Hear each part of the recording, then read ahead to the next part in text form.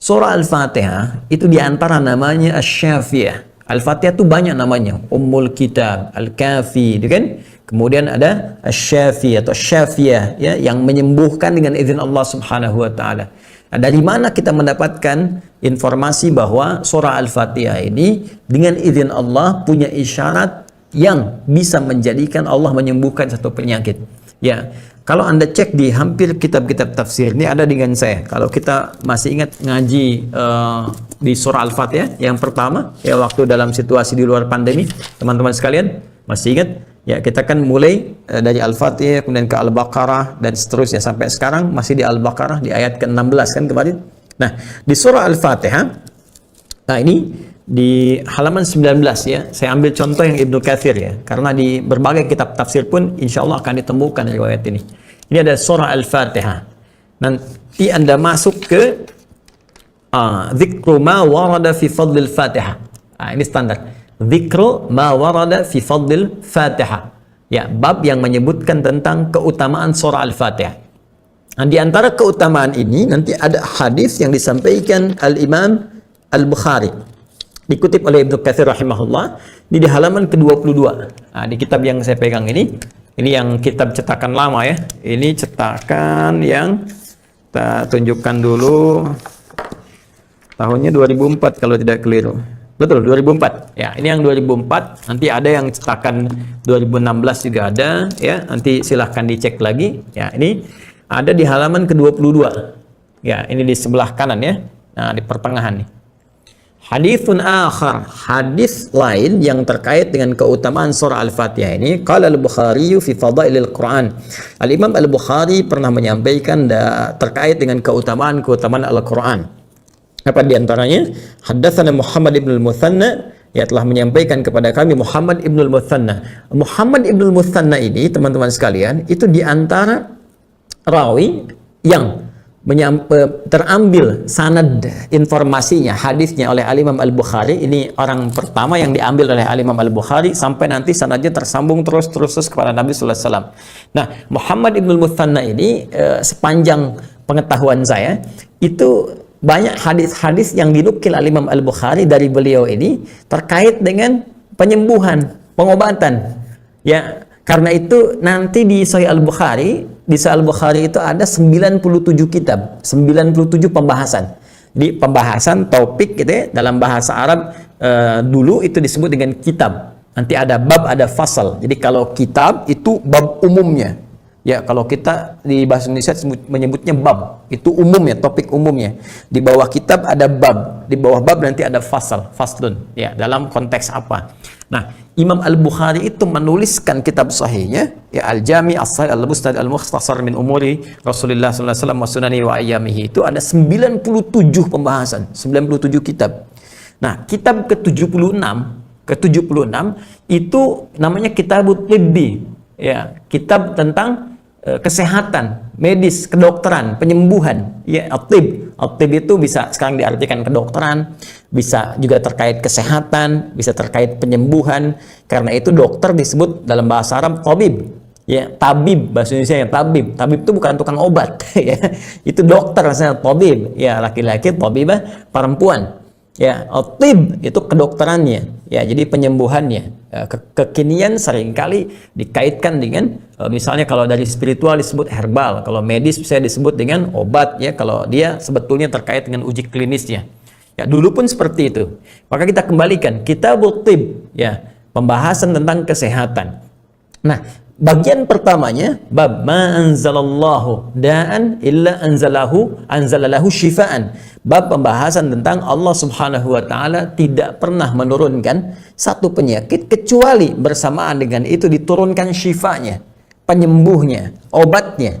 Nah, hadis pertama yang terkait dengan bab ini itu diambil dari Muhammad ibn al-Muthanna. Kata Al-Imam Al-Bukhari, haddatsana Muhammad ibn al-Muthanna di nomor kitab 76, Kitabut Tibbi. Kemudian hadis nomor yang pertama di bab itu, bab ma anzalallahu da'an illa anzalalahu syifaan.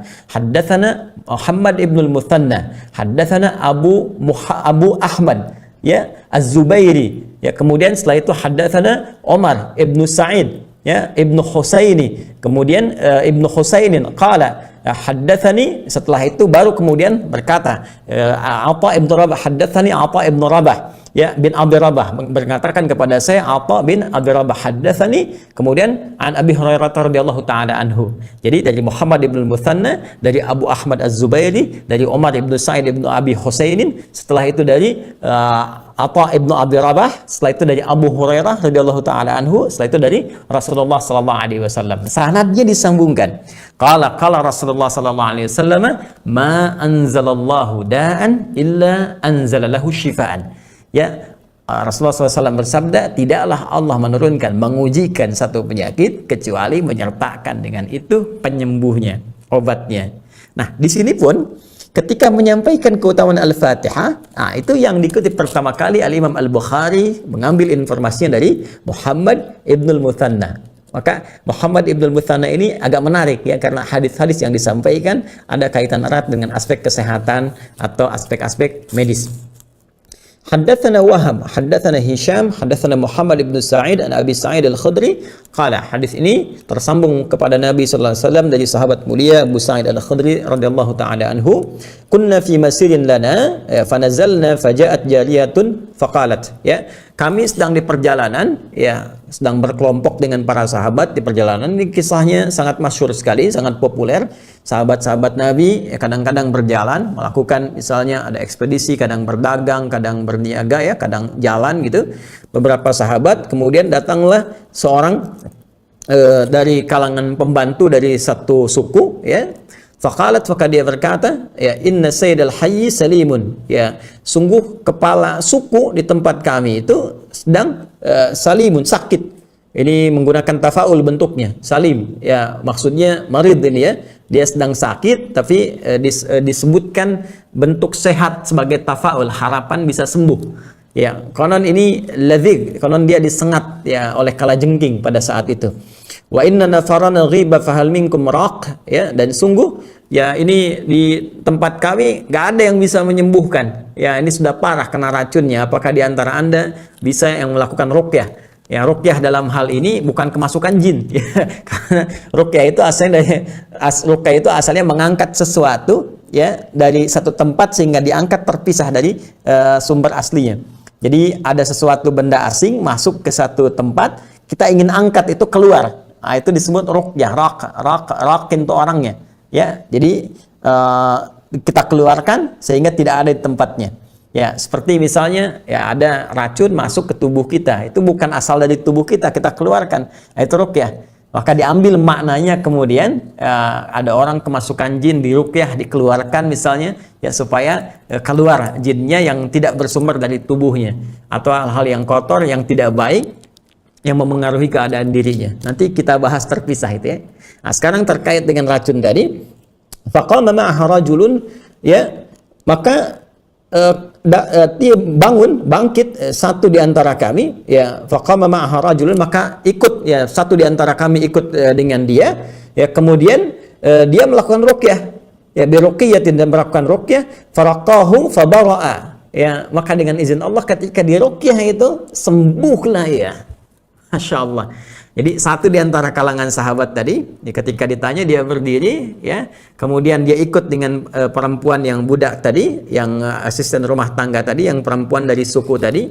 Kemudian ketika diikuti, disampaikan kepada kepala sukunya, faraqahu, maka dia diruqyah, ya, orang itu meruqyahnya, fabara'a, maka ia sembuh dengan izin Allah Subhanahu wa taala. Fa amara lahu bi 30 syatan, ya, wa saqana labanan. Maka Masya Allah dijamulah kelompok sahabat itu, termasuk orang tadi yang meruqyah, diberikan kemudian 30 ekor kambing sebagai hadiah.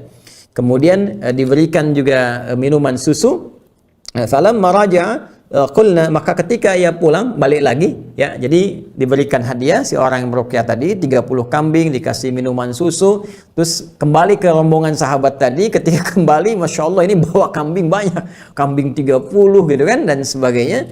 Maka qulna lahu, kami bertanya kepadanya, mengklarifikasi, ya, akunta tuhsinu ruqyatan aw kunta taraqqi, kamu ini cuman coba-coba ngeruqyah aja, Atau memang kamu ini ahli ruqyah?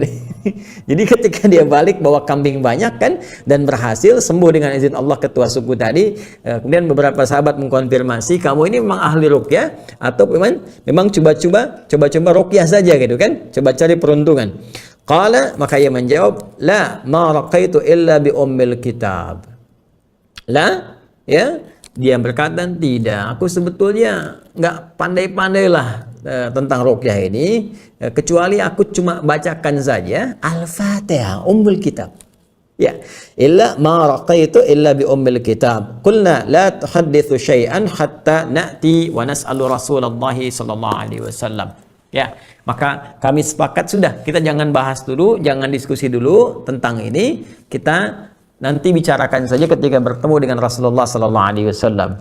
Kemudian falamma qadimna al-Madinata, ketika kami sampai ke Madinah, dzakarnahu lin-nabi sallallahu alaihi wasallam, kami sebutkan kisah ini kepada Nabi sallallahu alaihi wasallam, faqala, maka beliau kemudian berkata, bersabda merespon, wa ma kana yudrihi annaha ruqyatun, ya, aqsimu wadribu li bisahmin. Masyaallah. Kata Nabi, tahu dari mana dia kalau Al-Fatihah itu bisa digunakan sebagai ruqyah, menyembuhkan dengan izin Allah Subhanahu wa taala. Ayo tahadduts bin nikmat, syukuri. Ya, syukuri ini pemberian dari Allah melalui orang tadi. Ayo, silahkan. Ya, nikmati ini semua dan saya pun ingin cicipi bagiannya sama-sama. Jadi ini respon Nabi untuk membenarkan apa yang disampaikan tadi, bahwa surah Al-Fatihah itu bisa kita niatkan kepada Allah sebagai wasilah untuk mendapatkan kesembuhan. Nah, sejak peristiwa ini, Al-Fatihah juga dinamai sebagai Asy-Syafiyah, yaitu satu surah yang dengan izin Allah bisa menyembuhkan.